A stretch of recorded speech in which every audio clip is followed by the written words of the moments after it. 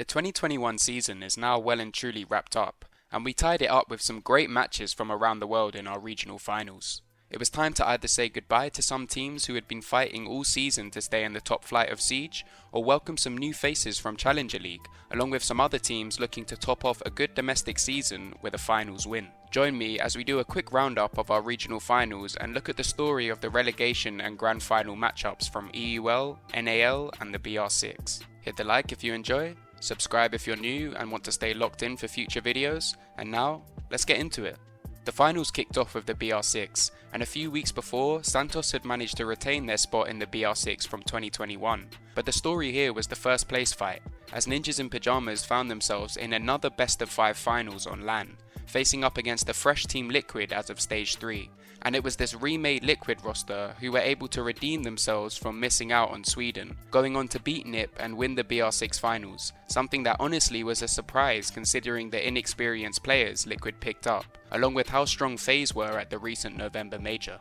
But to me, this just further shows how good of a structure the Liquid organisation has, and the faith all 5 of these players have in their synergy and individual ability. And big up to the new players Ask and Resets, they more than held their own, Ask taking the top spot on the scoreboard overall in the best of 5 with some big plays, along with Resets also keeping pace and ending with a positive KDA against, on their day, some of the best gunners in the world in the likes of Ninjas in Pyjamas. And for these two to do this in their arguably biggest game of their career so far is really something you've got to respect and tip your hat to. I spoke about in my Stage 3 transfers video about the risk of a roster shakeup like this, and it shows great bravery from the Liquid org to pull apart that iconic 5-man roster, but sometimes you need to take a risk, as for the org and players alike, being a great team but ultimately being second best is not good enough for them. And yes, they had committed to a long-term project previously, but sometimes you do need to cut your losses and accept that the plan isn't working to the level you expected. So to see them start a new journey with these 2 new pickups and have big success like this so early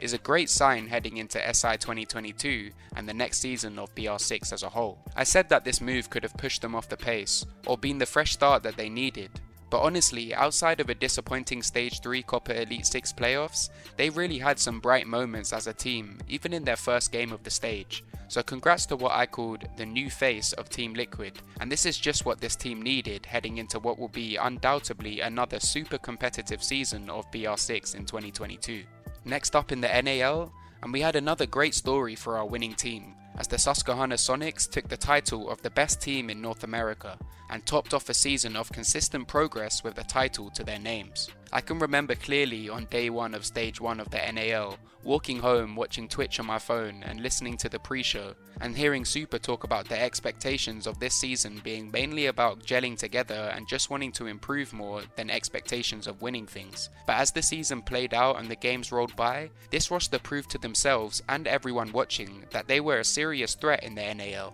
And why hold yourselves back by predetermined expectations when in the server you are showing that you can go above and beyond that? The confidence grew with every game, and we got to a point at this finals where no team could afford to look past this squad as a contender to win it all. As I said, they proved themselves all season, and if you did look at the season as a whole, they were by far the most consistent team in the NAL, being the only team to finish in the top 4 every stage. They took down their arch enemies Oxygen Esports in the semis, and went on to take down DarkZero 2-0 in the finals. Impressive really, considering some of the experience players like Canadian, Hyper and Eclipse have in the late stages of an event. So the Sonics should be really proud of the turnaround all 5 of these players have had in the last year and a half. The XE United players honestly look completely out of their depth at the end of the 2020 season, along with Super unable to cement top 4 with the old Sonics roster last year. And this result for them really shows every aspiring R6 player that sometimes just a change in environment and structural system,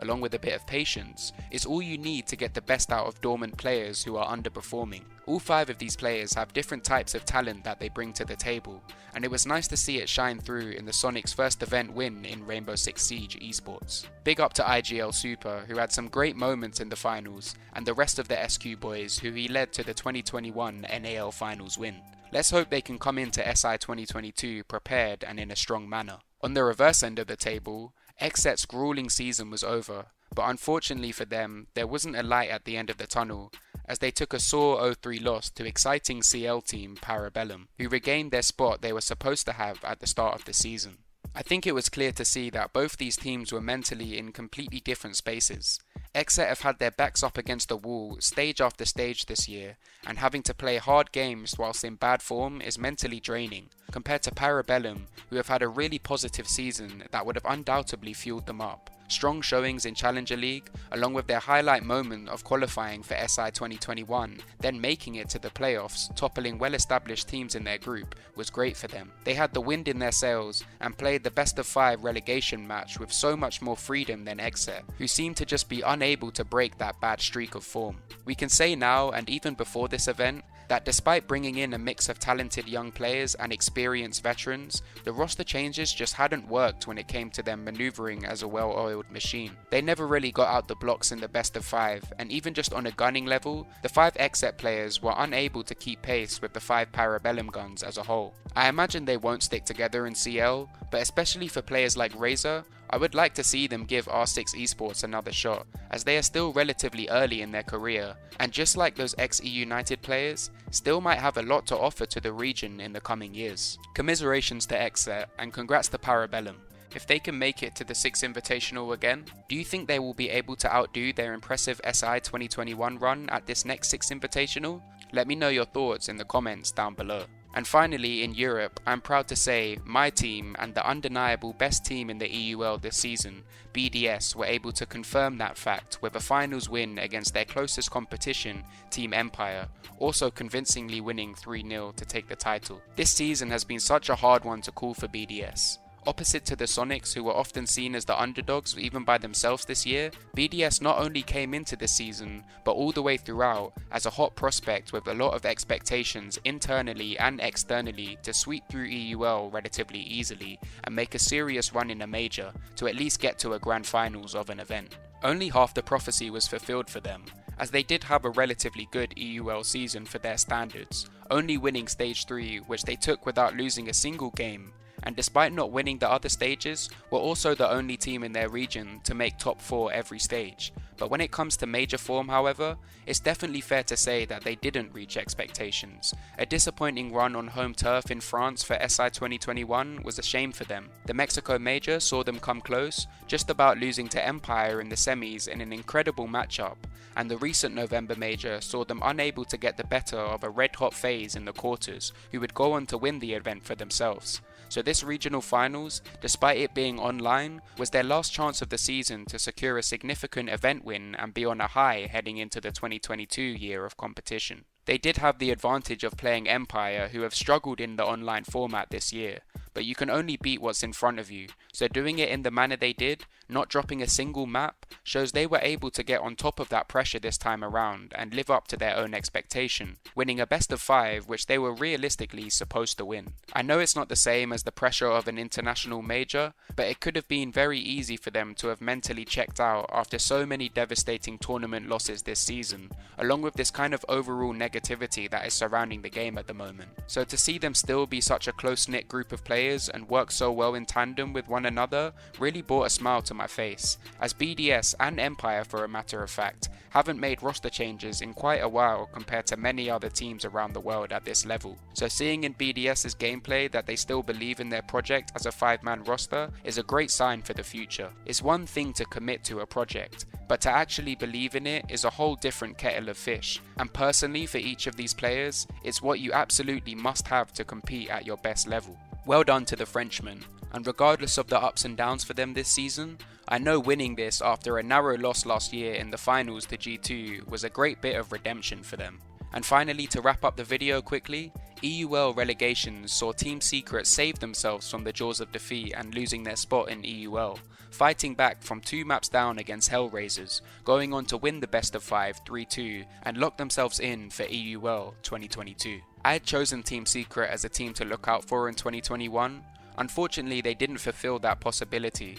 and have made a few roster changes since then. But I do think now, with all the changes they've made and the trials and tribulations they've all been through this year, that they will be mentally ready to have a better showing in 2022. The European League, regardless, is no walk in the park for any team, and I think M&M coming into the picture next year will be another fixture that's tough for every team. But seasons and matchups like Secret's relegation match are character building for these 5 players, and I think for an established player like Kendrew will be a reminder that every game counts, and that if you are not up to the standard of the rest of the league, before you even know it, you can be facing relegation and 1 map away from having your spot taken by a hungry Challenger League team. I'm very interested to see if Secret will make any roster changes in the next transfer window, or if this reverse sweep in the relegation match and show of great mentality will be enough to prove to the Secret org, players and team staff as a whole that these 5 players are up to the task of having a successful 2022 season in the European League. And that's the story of the regional finals from these 3 regions.